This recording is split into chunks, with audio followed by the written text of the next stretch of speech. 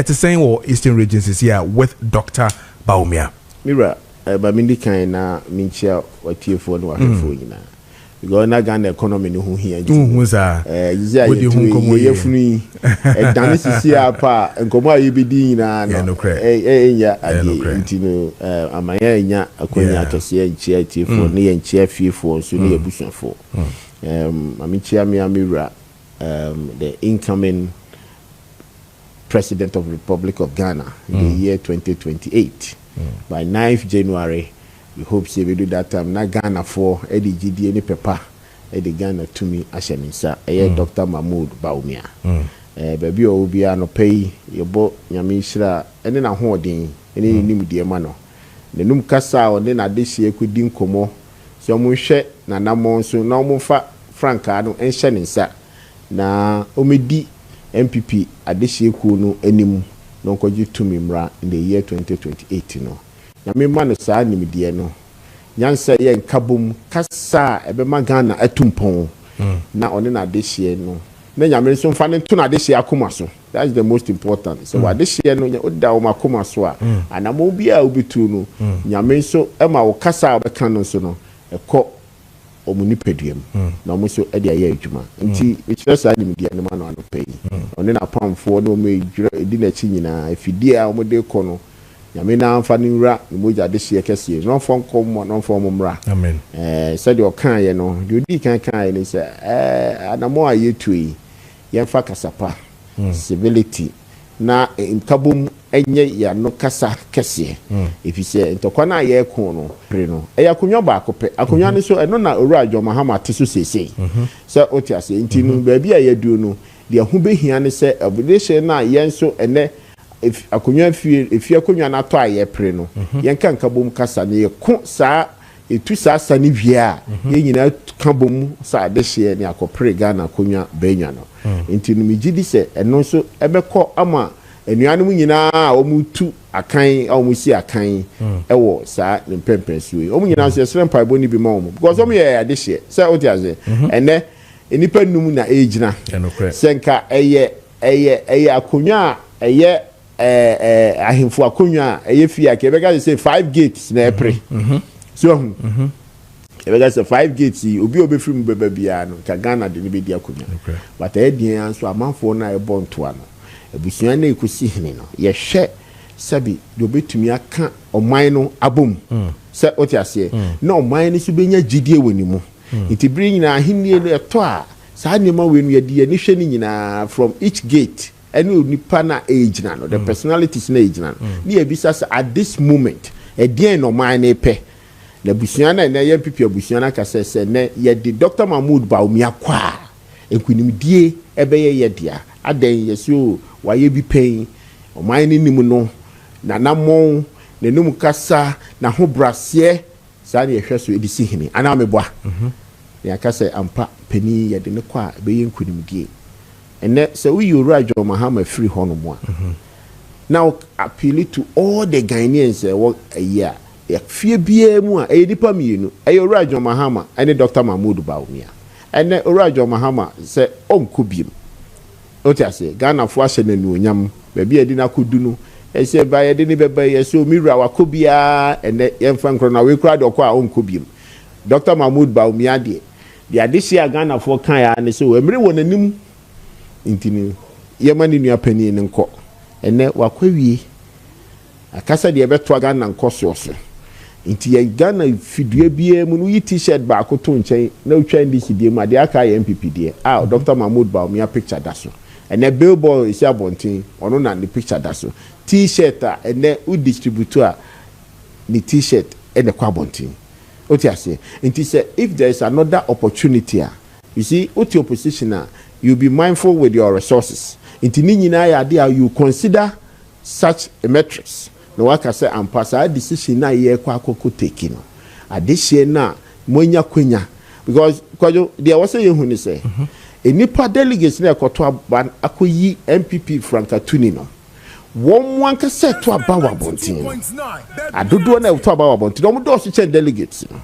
It we a delegate e ya kwenya any pepper any the the MPP sympathizers do na wabontin anya gidie bi wo mu say emre bi say so a ubetu anamompa anamon a enya otan anamon a enya bufu anamon a ugidi say ekuo na yate say MPP no edi nkunimdie bebreye anything they for delegates into who delegate you a special person sa akonya na wanya no the floating voters na nya no mu nyina na nya MPP so over the year 2016 2020 abaya 2 year I can say it in authority say the sympathizers for MPP were more than 6 million Ghanaians say otiase omuji MPP edi but delegates abaya ko 2 nyina koju ye kan bo mu kra enu 1 million say otiase intinu so we a delegate you consider that fact say adehye na omo pepama MPP no edin anamo na mekutu ama o makoma ato o yam otiase inti eno na abehwe ene o cut across everywhere the international appeal leader the one everybody knows Ghanaians eda na koma so ne say eya can say ye nodna say ye voter everywhere it's Dr. Mahmoud Bawumia and Ghana abaya to nyina sympathy votes comes in every time. Maybe I'm a cancer assembly. Minimum fear wedi kwajo. But me at the year of 1992, na me did 24 years. Okay? In that era, the year 2 about for the first time, that era. Apart from say you cancer or Rollins we are no migrated from a dictatorship and or their back your friends civilian rule no. Rollins appeal. One of the strongest appeal to the voters say Oya Branty and Hofe. Yes, that was one. Oh, Ghana Bruni, Branty and Hofe said that was his most appeal. No, yeah, Juma, why? 92.9. Offer in the year 1996.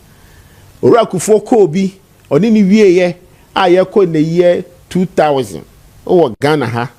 The Kaya say, oh, Penikufo Wakobi. Ghana for nimuno papa tintin tuntum say oyo te say the otu enanim dajwa gentle giant we dig enanim a efata anameboa yeah that was one of the strongest appeal in the year 2000 Professor Mills to compare to Nanado oh Professor Mills akoba akomi enu papa ide that was the major message that goes to the people. Yes. That time, Nana Nadu ya branty. So, Papa, when any say, oh, they say, oh, buy one here, oh, my Ghana, and Koye, any that kind of thing. Professor Mills won the elections because not only President Kufuor, 2 consecutive times. People think, say, oh, you're trying. Papa, so no huju. And yes, yeah. And that's another sympathy vote. Even in the year 2012, Nanado could have won the elections. But Oshe Rajo Mahama Baye, yes, so young person Obama, Ghanaian Obama, all guys have slogan. Yeah. Ghanaian Obama. And I say, and the media for we know how he communicates in Niema. Apart from say you call Supreme Court, you call your pink sheet. Dr. Mahmoud Bawumia DH. One of the areas na strong for Orajo Mahama was that appeal. What you say? In the year 2016, Nanado's strongest appeal was, you said, why matured, why penny, the battle is the Lord. Nyame anamo abamu. Inti yejiri se Ghana obetumi etu anamo amana yiye na nado akobi wa bre that was the case. That was one of the sympathy votes. Dr. Mahmoud Bawumia has served this nation out being very well. Says Sebi come vice president awasumpa dia from the opposition era 8 years, the government in 8 years, obey a flag bearer in all indications. Obie nimse Sebi Abaya Kotoye in the year 2016. It wasn't about a candidate issue. yɛn nyinaa nim sɛ deɛ na mframa na abɔ from the 2021 COVID-19 ni na mu a ɛma economy sabi nipa comedy na it doesn't matter what you have done o sɛ o ti ase ni nyinaa ka ho bi ɛnɛnɛ ɛde yɛkɔtena opposition and we are all aware and the President Mahama has confirmed it say the resilient economy and we are building for this nation COVID has turning that economy back for the next 20 years for us to rebuild it back again. And the Kufuor so kind. Or say the other 2 years no. Because so Obekai one of the popular slogan. Or say the other 2 years no. The empire boy nyina say this year better kwemu. Na economy na ebe say no die. Say nyame ma yen kwa ye betumi rebuild. I just want to Kufuor kind. So all these anticipations and all these predictions, you know, na yenim say economy no will suffer. And sabi ye kro mu anaja politics ntie to de bia na obia na the propaganda near the ero, but the international community obia nim na President Mahama you say the reality will confront you okodu United Nations President Kufuor asem o kan wako confirm o ti ase enu na akofo ye ne bibiri abae ekofo asa haircut nyina abae because economy no you have economy over 2 years your citizens are not working. You are providing everything you borrow. It's nothing like export. And then come ayedi. And then you know to me so oh, be a dollar no na hoarding. They use the word export cover. So we covered time when the export to BB. Now economy a 1 month crano. So sabi when me we near untimi survival. Na ukite mube in fear me no. So this is what brought us to opposition. And not per se say a candidate. Candidate issue, not at all. It has absolutely nothing to do with Dr. Bawumia. In his personality, Ghanaians love him. It's one person. Oh, the net transi. Which me I catch us a Ghana $4. I saw $4. I can't $4. He grown up with his humility. But you see, BBC and yes, he was part of it. And Ameboa, he was a vice president then. Until whatever you put in place, oh yeah, dear, kakra de be who say we need dear way, and then they crap papa here or the 2 animal. And then mirror for some powerful. He confirmed again. There be a me say the reality there, and then no credit and paper. But over propaganda there, he do baby to confront you. No, me I mean your penny, Dr. Ofusuampofo, or say. Digitization is one of the backbone and the strongest economy for this country. And he cited interoperability. It's there. Even in Facebook, at all, the papers captured it. So the last 8 years, the interoperability is one of the strongest economic backbone for this country. And she said, "Do baby na year started for fraud. No more catch said digitalization. You know you be the other. And I'm a boy. But and then."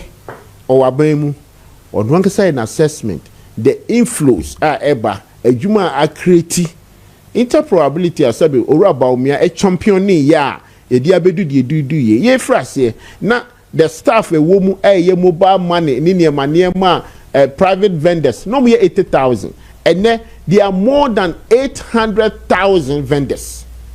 And the juma ben pa na chain we ya obi betumi aka kire say wa create a juma chain Dr. Mahmoud Bawumia. So what you say? These are some of the nimudie. O my aya chichiri di nimudie and na chichiri. Enti numidie me mpa bo ne say nyame a osi hene no a ene ye tusa no. De hye ye MPP fo ade hye. Ma ye ntwitwa ye ho 19. Ma ye say ho me ade ba ko a mempe to attack or disrespect my opponent. Politics in my life of politics. I always make sure say I respect my opponent. It doesn't even matter whether you belong to NDC or something. We'll be on based on issue-based argument.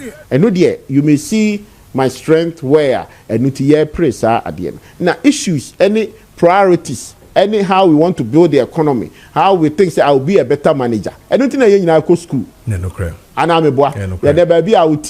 So only me compete. Be a media wenya. And I me baby compete. Until I know personality.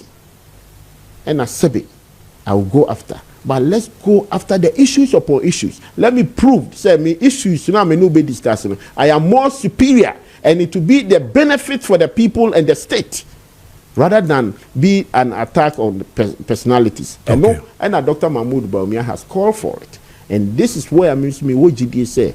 Ebema MPP adishye nyina no wo mo no mu gina nyina ni dia o dia mawom. Ndabi a me kan me say we sumo bi a hwe nanamo so le fetu anamo. And I'm very happy say me I'm one of his servants. I'm one of his coordinators. But me dem say me bo say need biara every respect that I'm supposed to give it to Miami New Penny, Honorable Member of Parliament Kennedy Japan, Honorable Member of Parliament Brian Champon. I'm older than him. But for him to come out and stand out, say, this is what I want to champion, I respect him for that. Sure. Sure. Minya Kwabre Japan. Yes. He has served this party as American 92, and then I can't remember 57. Is it honestly in 60? Minim Sam Rantia no na moa na minua penny on him Mark Menu no more, and near Suno na anamoa no mutu within the 92 era. No money na Miami of a Hackman, who saw man Monasi. Say, Otiasi, these are the successions, not Yenim say, Ewoho, in Hackman Mukwa, Allah no Eddie Diso, na Dr. Bawumia Eddie Mubi, Eddie Bay. In Comrade Japan, I really respect him. Otiasi, Minia Penny, Dr. Duchum. Yes, he's one of the fine gentlemen. Otiasi, he shows respect. He has his demeanor. Odebe Johnny Kui, I got to know him, I think, about 8 years ago. But Okitane strength. I don't so Ode so between the Abuaku. Say ye na ye na ye GDA MPP say ye can't before any Dr. Mahmoud Bawumia. Sa ni midie we no nyina no bia pese Odebe di kan no. I was say ye to me de ba, ye de be kan bom. Ni e di ko tu sakese because na me di kan kan kunwa na e de Orajo Mahamati so. Enye de ye priest say. So Otiase, the Orajo Mahamati so nti sa ni midie no nyina have to come together and be a formidable, strong opposition and tell Ghanaians what we can do. Say, and then you say dollar about 12 cedis. What the baby? So what you say? We have to let Ghanaians to know there's always an alternative. And the economy ya omudidi hui. Ni na ye pillars ye dey sisi ho. And that restructuring ya or no musi omutu bi. When the cover idea buy. Whatever they save at that debt restructuring, somebody has been punished for. And I'm a sure. Akufo-Addo and Dr. Mahmoud have been punished for that particular decision. But then they realize that it's the one of the good decisions nation take here. A benefit, they are using it to discipline the system. But Chairman, delegates want to know this because the issue of say, Dr. Bawumia and baby son say, share numbers available. I dahono mo say ye don't know STs was on your presidential candidate, ye lusu numbers ni bebre, vote ni bebre na ama a DNT and SSA ye deneba.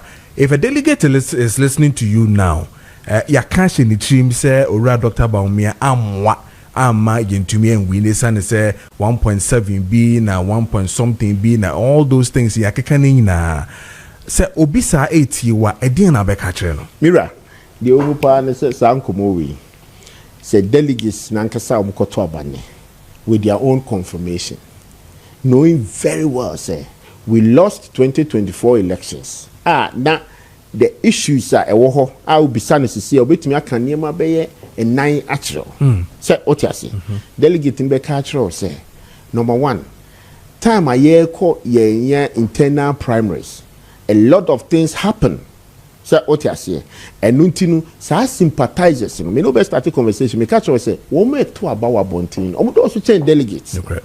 Into delegates ni yanka say anamo ye 2 year during our elections. A ma timamufo na ye ne omo tifie e decide say mukotu sa anamo we dia ene di de ba koto aba no sa anamo no mo antu sa bi ankyere yen dia ene yen si abadu a yen konkoto ebi ni at the time ayeko ye primary sa na obehwe sa argument of monocracy we are sponsor we the sika we are fie pie na akokodu intinu wonu uji usika na akoto ubisa delegate na oji sika na ono koto akoko no a sa akoko na ode ko compound house na okokun no odwie ye nkwan ode akoko mesan tu mu na akoko mesan ji fie ho nyina na wie no ire no madi ye wie no sa compound house no nipa na to aba wo ho no eye be 100 so otiase omu wie ye no omu se sa akoko na maame no odi ba no ye kwa no no odi wie ye no odi wie no no kwa wie a onkoto aba no. What does that got to do with Dr. Bawumia? Sabi enkomo ana ye di a ye ken ye kan debt restructuring ya ene pensioner a sabi oji ni sika se o de kwakoye investment o de akoye bond bibia si wo maimu.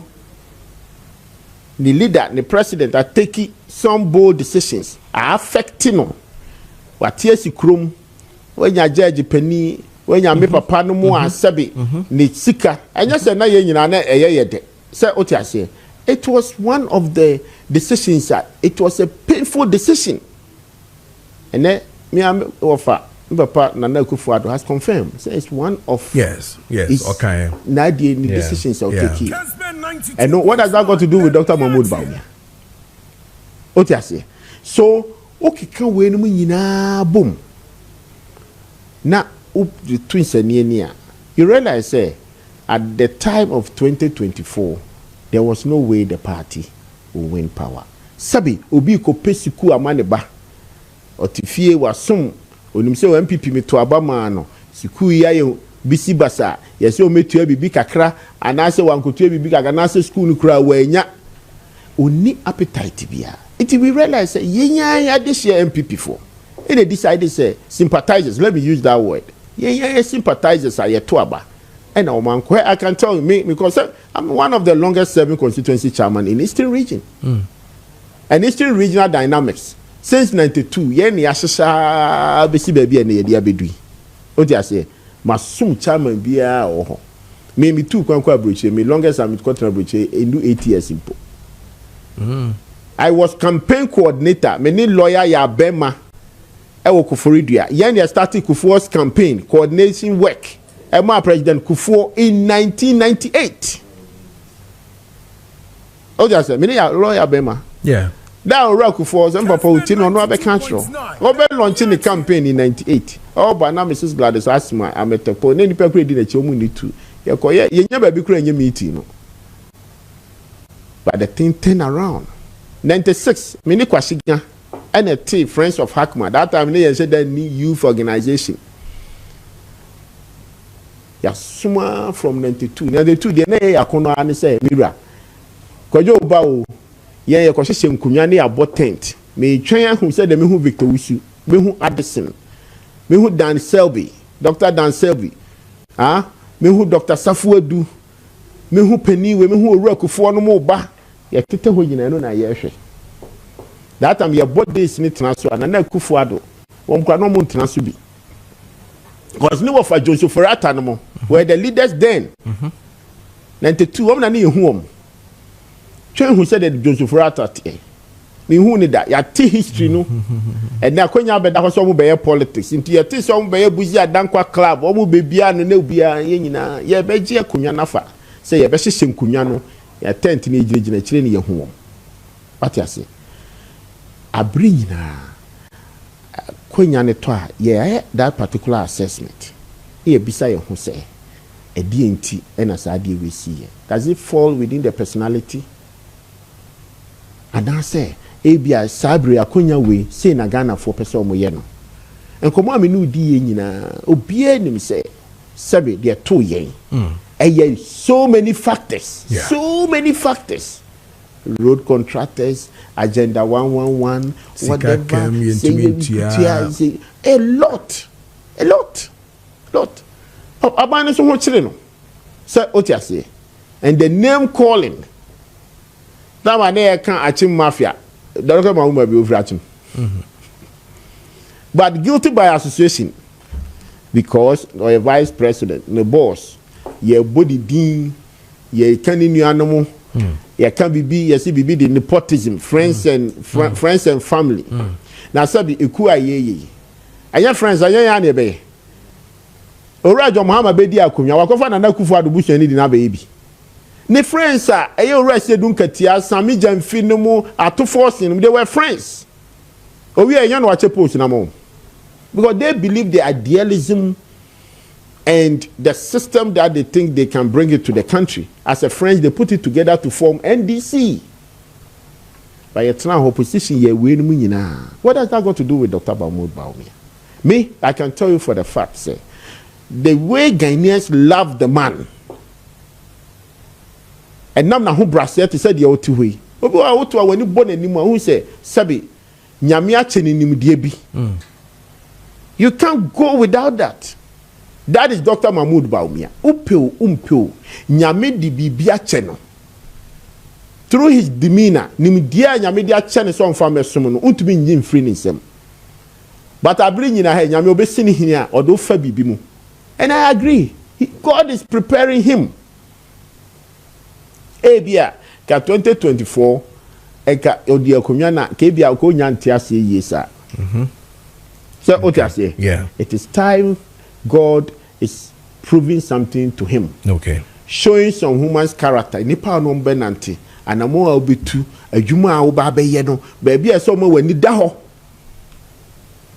Into odo ko bibi mu. Okay. You ko wura mu kakra no mo akosua bibi. And then you come out strongly. And then Orajo Mahama etu anamo ya nipa nwenwe. I don't think so Dr. Mahmoud Bawumia na. President Mahama was a vice president. He was a member of parliament. Ope, the most experienced politician. President Mahama in this country. Yeah. Started as assemblyman, ordinary deputy minister, a minister, a member of parliament, will be the vice president. Yeah. And now ye din komu. Obedi president Bako, president 1. And then Wabenya president 2. Ni nyina ya dia Ghana for chichiri hu se no. So nya sua hu bi. The experience. Ghana for nto aba emma kandinia sabi onya sua hu. I'm telling you. And delegates some way Ghana as Ghana, Republic of our motherland Ghana. Omun to aba makandinia onya sua hu biara. Okay. Intinu media madishi etimia.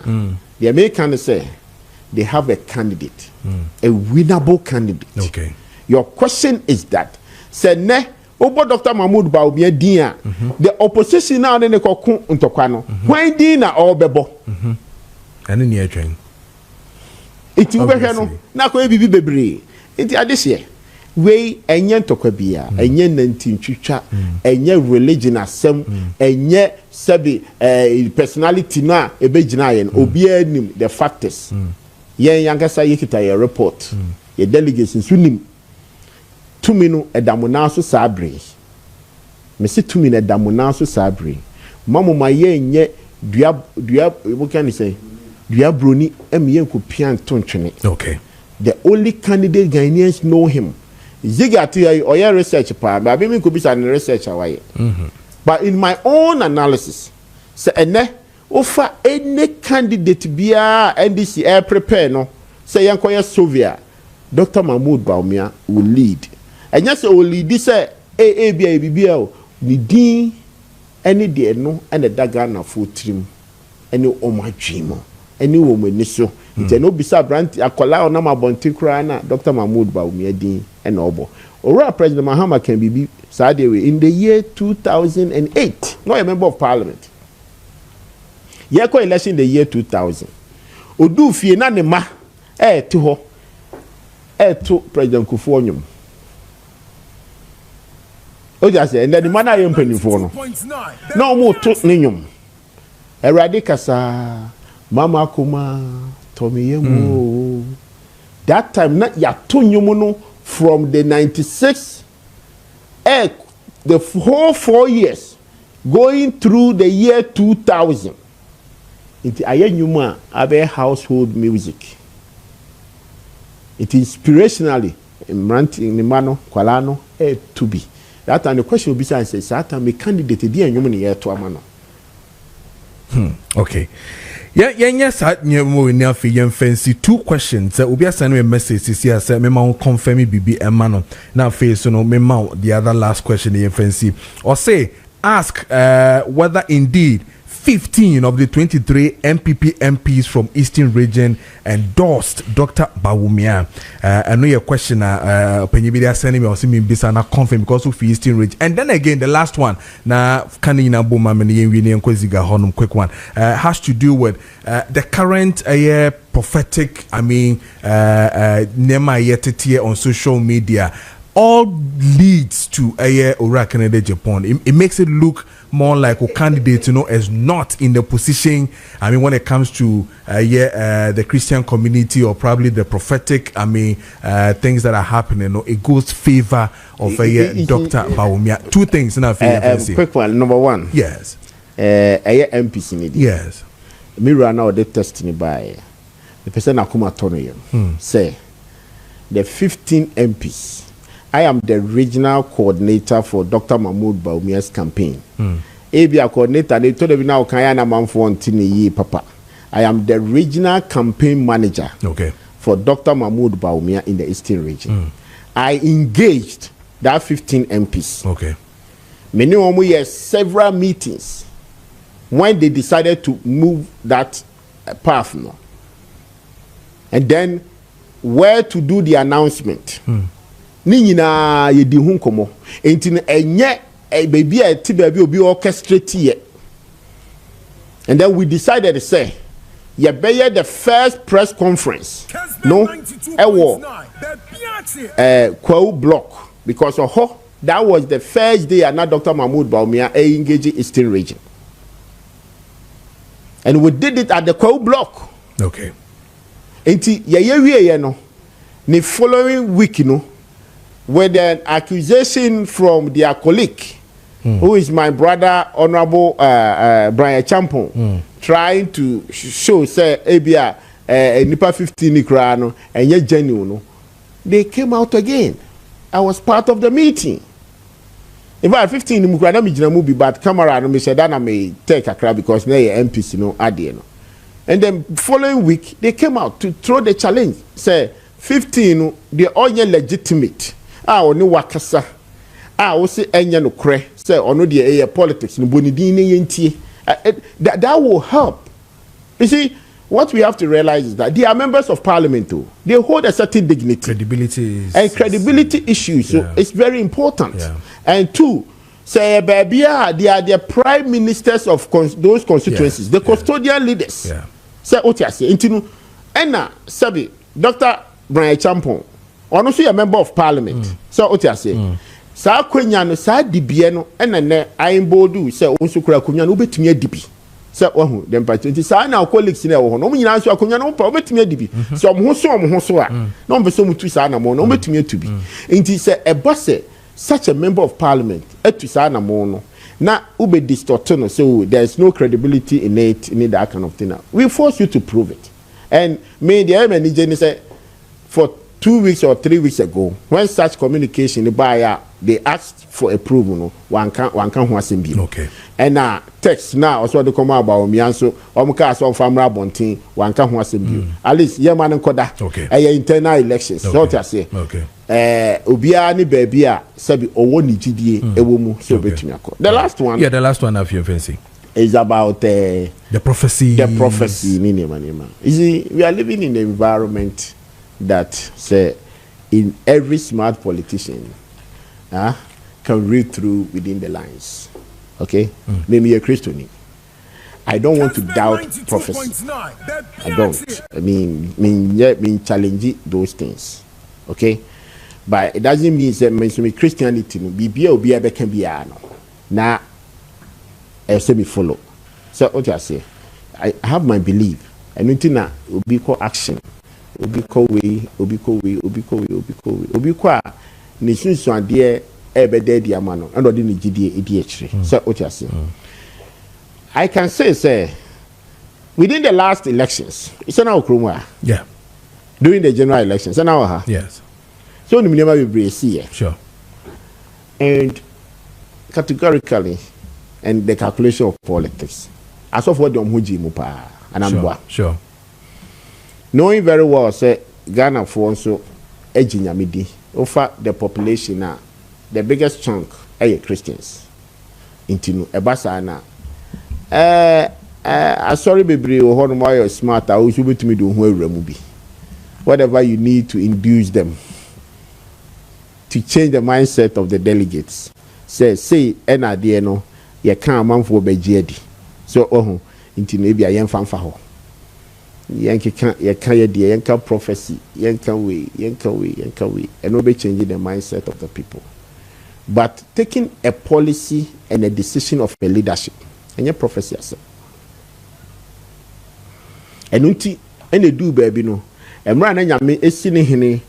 And now ordinam him for so ordinam as of for so for free Samuel or now so a do baby now a do baby no it could do baby Israel for only decided say listen I dare no you're my prophecy in seeing in my abium.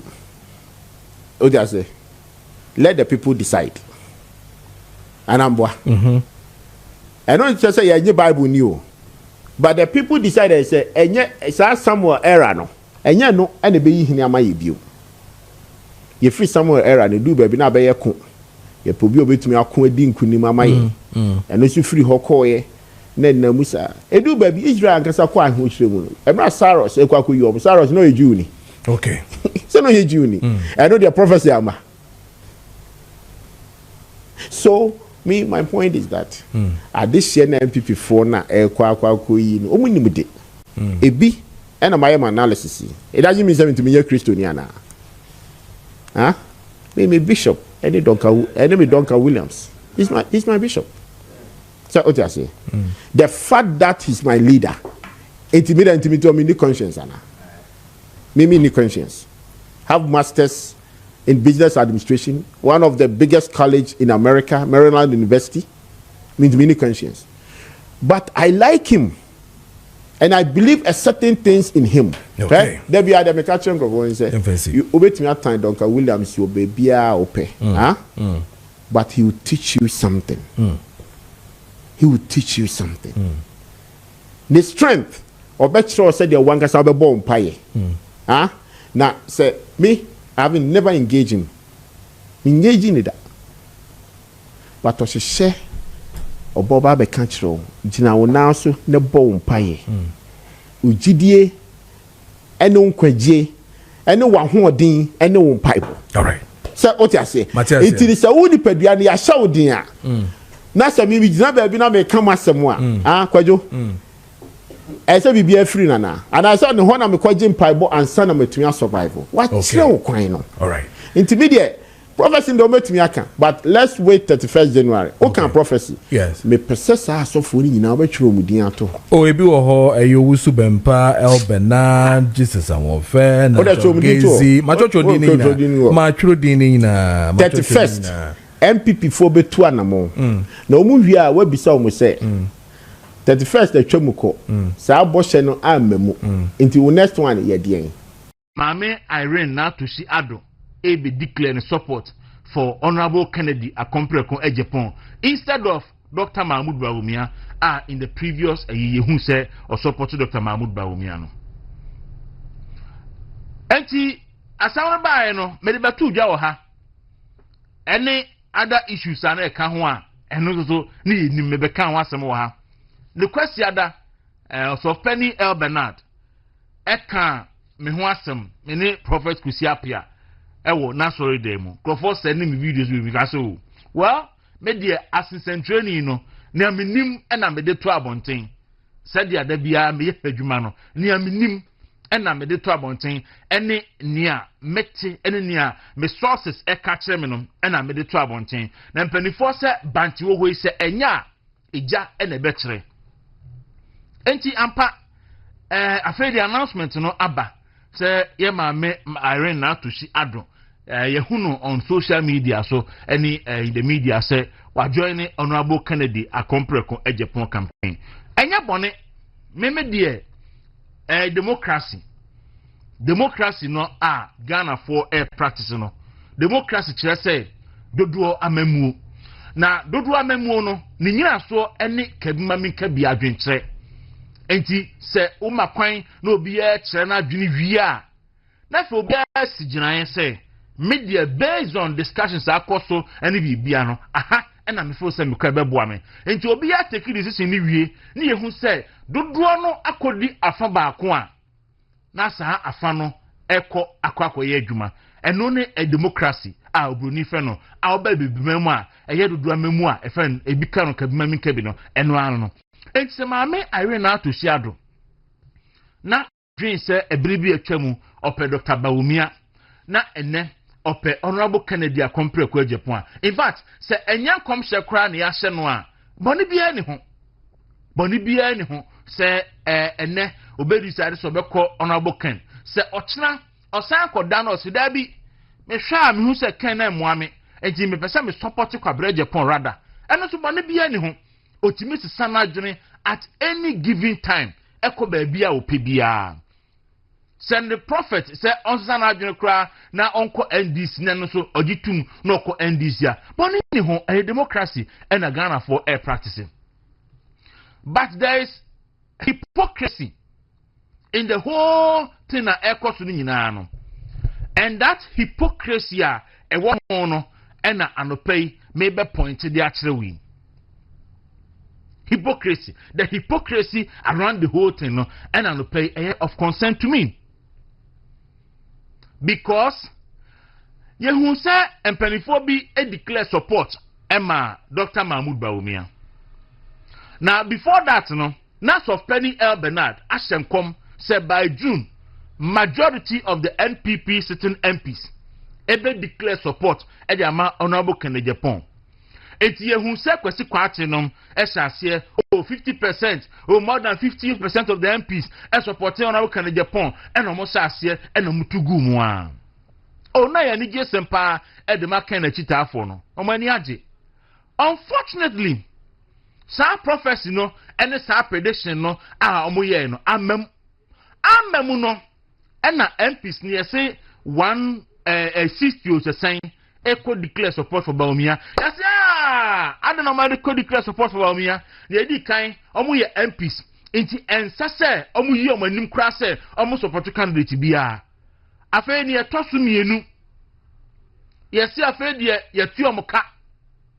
Afe di ni etosu miensa. Yesi MPs no kra enka hwe MP anaye den. Oye single voter. Ena obi ntimi control biya. Afe di efemufo ena beto abade ama Honorable Ken. I'm say, and ya na manfo budget to say more than 50% of MPP MPs the support Honorable Ken and money is circulating baby ano afraid ya hu hia and say okay who am I make come anu tumo afraid ya kwate a yes I a man crofon to aba Bawumia because MPs no any former appointees any former ministers declare support the Bawumia na san crofon no and the bar ben mua no more head various institutions ebeye ministers na oman fan crofo adwumam na oman hwe party for na ma party no eco opposition enti no se san crofo no a support Bawumia dia no ma twa ne ho ahia dia then afred den crofo nkoto abamu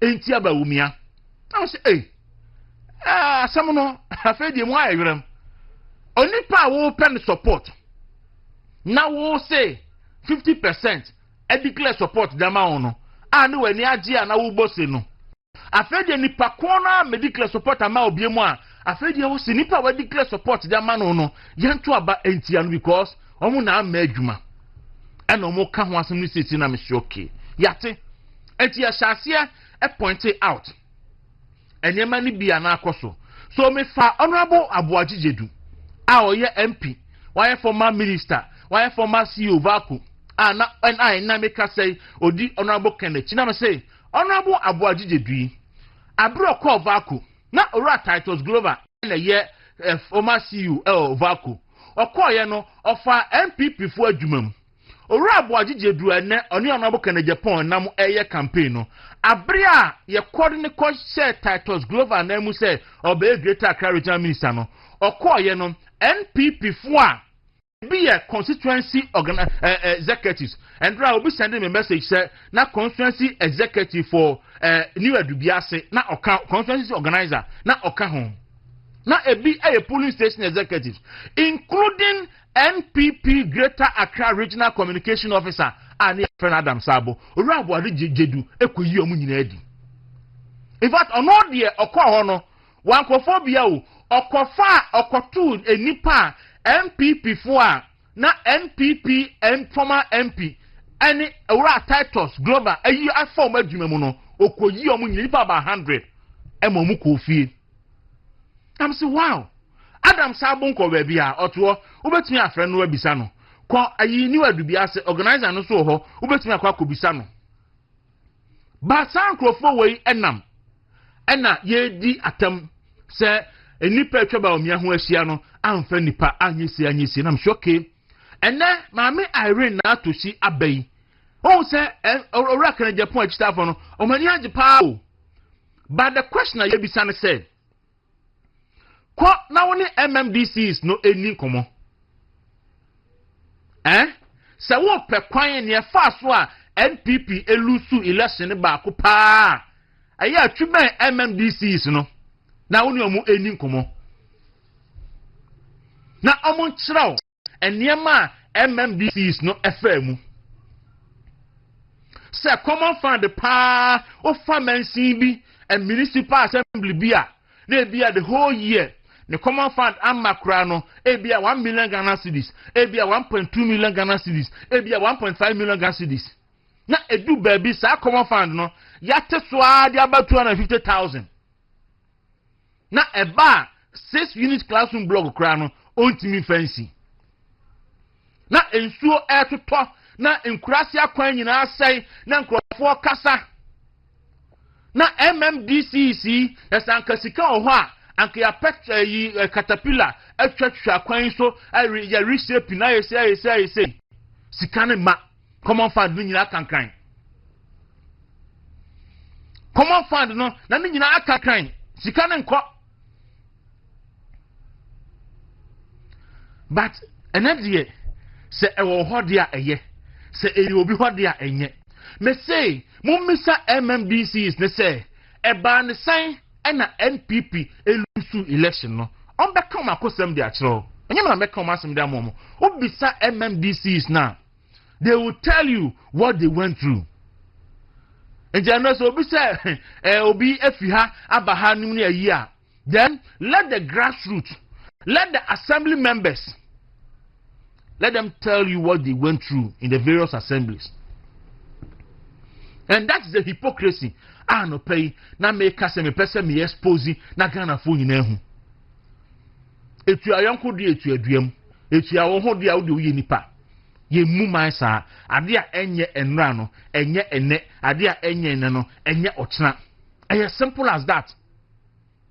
As simple as that. Ma tumre ma kire osie mesi owura abo agigedu o MPP fo ani afom adwuma mu no ye fa na CEO for Vaco no okwayi omadi a fact nobody can take it a fact by na odiyera kana de Japan achi na omo ka se enipa di Bawumia achi no amfa nipa adwuma mu ba wo dia wo ba enipa na ama na adwuma no wo beyi na di unua MPP ni including Alhaji Adam Sabo NPP Greater Accra Regional Communication Officer, including NPP Constituency Organizer, a new Edubiase. Ukoyi omu nyina edi. Na uria na watwa ho na abebo obi sombo. Edobi anim etwen na election ebe wie. Running mate bo said there. Eno there ewonyame nsam.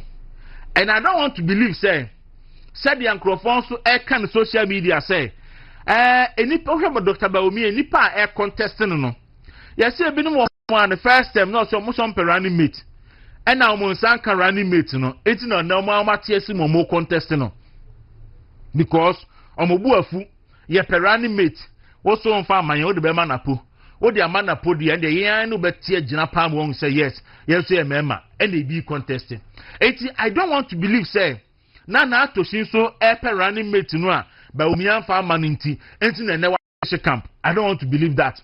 Say bia maame na to see na operani mate na nsanka no enti ene wa shift camp ekọ baby foforo because ya shine come say e hold the running mate in nsabeka e pass dia na chenye the interest of the party na mo e selfish any individual interest e basa na enye service and loyalty to the party na mo e loyalty to individual ni obenya enye ama me hodia na ebeko bi hodia enye say baso. I don't have answers to those questions, but a question now and for Abisa. And then today, say the biggest mistake and the domestic. Exactly. So I like his way of statesmanship in the politics. Sometimes one head year crown, one how because on NPP. Yeah. That is how it's supposed to be. That is politics. Now listen, Ghana, your foreign reserves.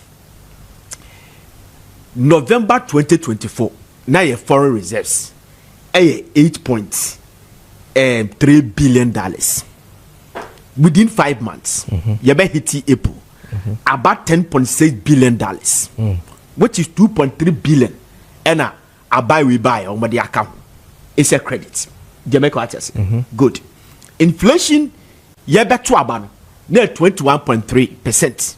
Since inflation are about the single digit, 9.4%. There's nothing you can do about it. It's a fact. Jamaican what I say. And you don't have to micromanage the issue. Don't create we are analysts. Don't create problem for yourself. You'll be ending up denting your own image. It's a fact that inflation a drop by 9.4. According to Ghana Statistical Service. Okay. Yebeto abana CDA 14.6. That's 14 cities. Okay, today, CD, Eba. Alright, let me start from say food inflation. Upon that, food inflation a drop it according to Ghana Statistical Service. Food inflation a drop drastically. They do not say that food inflation has just dropped, but say food inflation has dropped drastically. According to the Ghana Statistical Service. And you give the shout out to Honorable Eriko Poku, that great minister, and the MP for Esnafo South constituency. He has really done well, whether you like it or not. Say, about the first 12 months ever, next year, Jajino as the best minister among Bahamas cabinet, and I say, the team noir. I wouldn't be surprised because he has worked upon all this. The Kokon Ketinkete idea, whatever come Mahama Memu, and then 154 million euros loan that Wakofadia bar a deep boost to the economy. No? It is good. There's nothing that will be me a year dear free one. A fact. Fertilizers somebody 8 ridges. A fact. First, but then 2023-2024 fertilizer na nko say eko 8 ridges onu e die kire say a rich there emfa baby a obi nto obi mfa baby a. It's a fact. Now seed from 14 cities about 10.4 and went back to 13 cities and they say about 12 cities. President Mahama Amiatia say we will keep the city from 10 to 12. 10 to 12. The American watch say that is good. Now, the Bank of Ghana. This is my issue. The issue I want to say. The Bank of Ghana. Yes, so I injected $4.4 billion, and you artificially institute. Your friend say artificially. You dollar instead of $1 no bed. $4.4 billion. According to Institute of Economic Research and Public Policy, i.e. RPP, Professor Isaac Bwadi, and the Kasasimusi, that $4.4 billion and you inject it into the economy. Their dollars, their big gumwa, said they are sidino, a hobeyadi. Now, people people criticize artificial, it is no good. Listen, Ora Addison, 2024 and 2023, he made us to understand, say, obetimi the city number 1 Ghana city, but there's a repercussion. M1, that's fine. But where the owner say, this is how I will do it. What is your problem? I do imagine why I'm in tears and say, why do they have to criticize him? The American watch I say, because listen, if you read the Article 183 of the Ghana Constitution and the Bank of Ghana Act, was say the Bank of Ghana, should make sure say you see I stabilized. Eti ekwanya me fa so ye bi see ba ho be ya den no se me ton Ghana ni na say me di mitri be si form e de beba. The bottom line is that se odwadini bi pe bi e de akoba bi a obenya so de mi che obia wo we a ofa so a wo de ye the economy etu obi de ne se media me se me di sika beba ba begum. He doesn't care about the future repercussion e beba. Eti na ye president no, I think that they should also embrace themselves. Say, Sadiana backfire, they wouldn't get it easy. Jamaica, what I say, because these are facts. You cannot run away from it. I, as a soul, can wasem. Then you praise them as a Ghanaian. And if say a backfire ne kotija, we also have to talk about it because me no kasa CCA remittance inflows. Bank of Ghana me at say. A drop by 50%. Remittance inflows. Nipa ne di sika fi abrochireba. Over 200 and something billion dollars. Ani adeba ni na no. Se swatting 50% who because dollar na ba form obi an person di sika beba biem e affected the economy. That's another repercussion. The American watch say our GDP growth as of last year by this time near grow by 6.9. Say this year 2024 you grow by 6.3. It means that you are short to 6%, but the economic indicators are good. The American what I say, obia aware of first world in the economy. So let us give them the benefit of the doubt. Okay. Say a backfire, we will come and talk about it. The Bia make us a look. Eka economy nye buku nkwa. Uko tukumasi joma makola. You be honoma boss okono na unkuta she. Somebody entered to the market. No unkuta she. But today, when you who say tam, Mr. Amwati Kojo Amwati, advocacy, trade advocacy. Yeah. I was hosting more the digest, and we said that look, there was this woman, there's this woman or Makola, or Makola as a sales girl, or bestow him, and or shadow store man, and only Makola dime Mako 11. The man discloses to us. Was such a person?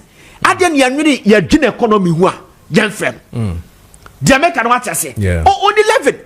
Obi kodwomwa ebia tomatoes okuta o mame o tomatoes u mame kakra na menkosiesi na meton na me de yabro o enye je ni adibia ma no no okono akwa emaye no atene faso o wi anu de akoma mame no no asaje foforo afefa so ne ba wose mame ayi adaka bako oya adaka bako yes wa akra betimi akoto no de faso na akoto afiro eba wato adaka mienu adaka miensa ni na asa afi wonya faso yes o wa akwa akoma dan ya betimi afi obi kwa anu amane no ni ya mane bese bia 15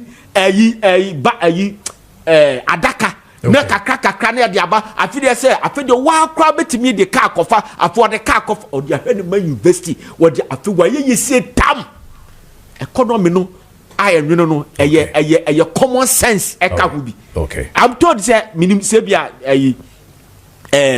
chairman Leonard chairman betimi aboamia minim say asem na omo kan ne credit say ofo boyi there was a time bi omo kotwa counterfeit bi beguma do sopo aye sefa ohu ya no se no ba bi esi kasam koso mo miendi mfra ema the avoran economy is shaky the whole West Africa at a point now Abidjan here from Petit Paris. I'm telling you. Okay. So let us give the man the benefit of the doubt. Okay. Say a backfire. Nobody will run away from it. The American watchers.